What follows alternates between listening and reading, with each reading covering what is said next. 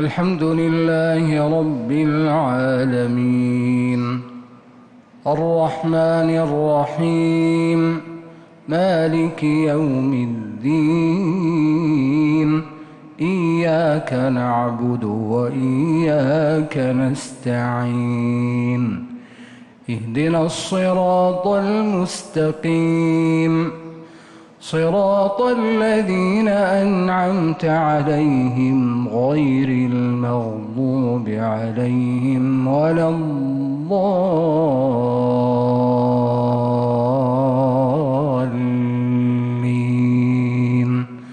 آمين.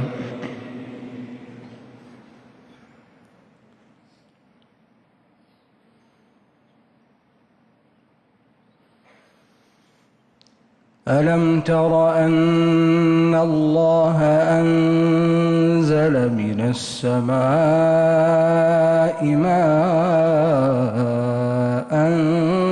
فسلكه ينابيع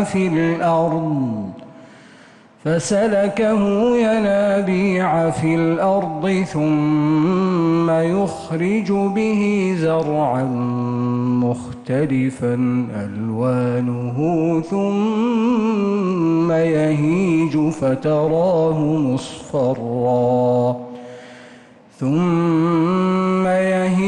فتراه مصفرا ثم يجعله حطاما إن في ذلك لذكرى لأولي الألباب. أفمن شرح الله صدره للإسلام فهو على نور من ربه فويل للقاسية قلوبهم من ذكر الله أولئك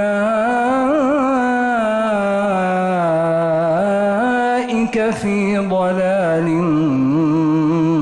مبين. الله نزل أحسن الحديث كتابا متشابها مثانية تقشعر منه جلود الذين يخشون ربهم ثم تلين جلودهم وقلوبهم إلى ذكر الله ذلك هدى الله يهدي به من يشاء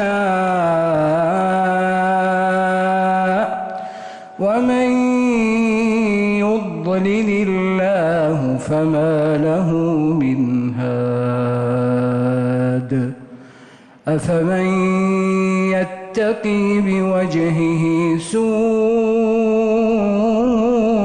العذاب يوم القيامة وقيل للظالمين ذوقوا ما